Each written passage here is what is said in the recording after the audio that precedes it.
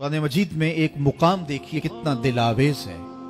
फरमाया मा यफ़अलुल्लाहु बिअज़ाबिकुम, अल्लाह तुम्हें अजाब दे के क्या करेगा। उसकी ये चाहत नहीं है कि तुम्हें अजाब में मुब्तला करे, उसकी चाहत यह है कि तुम उसकी चौखट पे आओ, झोली फैलाओ, उससे खैरात और रहमत मांगो और वो तुम्हारे माजी के सारे गुनाह माफ करके, सारी गलतियां माफ करके तुम्हें अपनी रहमतों से माला माल फरमा दे।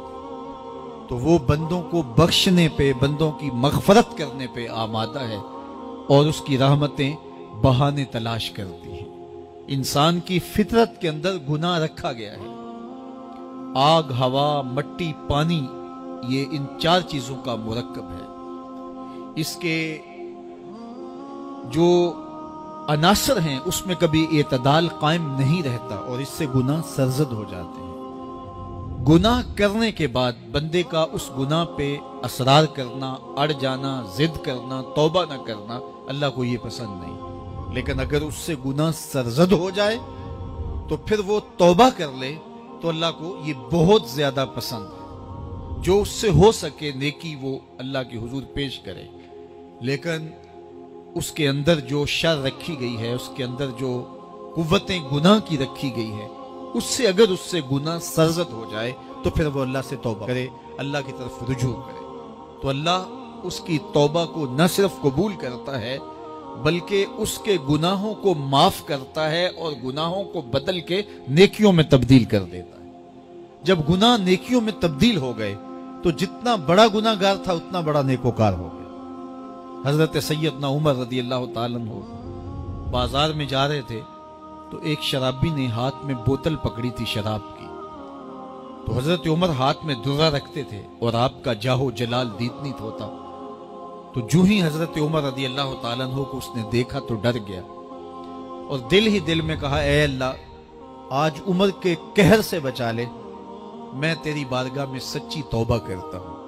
और जल्दी से शराब को बगल में छुपा लिया। इतने में हजरत उमर सर पे पहुंच गए और गरज कर कड़क के कहा कि ये तेरी बगल में क्या है। क्योंकि उसको बोतल छुपाते देखा था तो वो डर गया और डरते डरते कहने लगा, हजरत ये सिरका है। अब थी तो शराब, लेकिन डरते हुए बोला, हजरत सिरका है। तो हजरत उमर ने कहा, निकाल। जब निकाला तो शराब नहीं थी, वाकई सिरका बन चुका था। तो जब अल्लाह के हुजूर कोई तौबा करता है, अल्लाह उसके गुनाहों को बदल के नेकियों में तब्दील कर देता है। हदीस पाक में आता है कि कयामत के दिन अल्लाह एक शख्स को कहेगा कि अपना नामा आमाल पढ़, तो वो नामा आमाल पढ़ने लग जाएगा।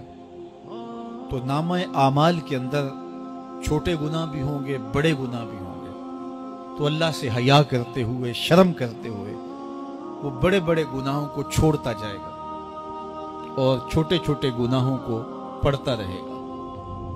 जब वो सारे गुनाह पढ़ चुकेगा और किताब खत्म होगी तो अल्लाह ताला उसे फरमाएगा, मेरे बंदे, तूने ये जितने गुनाह पढ़े हैं मैंने सबको बदल के नेकियों में तब्दील कर दिया।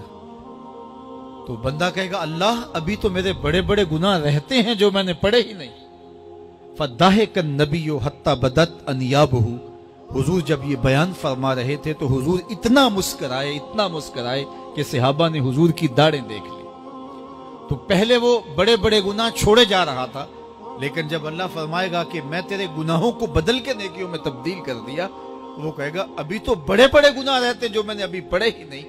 तो जब कोई बंदा उसके हुजूर तौबा करता है, अल्लाह ये नहीं देखता इसने गुनाह कितने किए हैं, ये देखता है बंदा आया मेरी चौखट पे है, तो अल्लाह उसके पिछले सारे गुनाह माफ फरमा।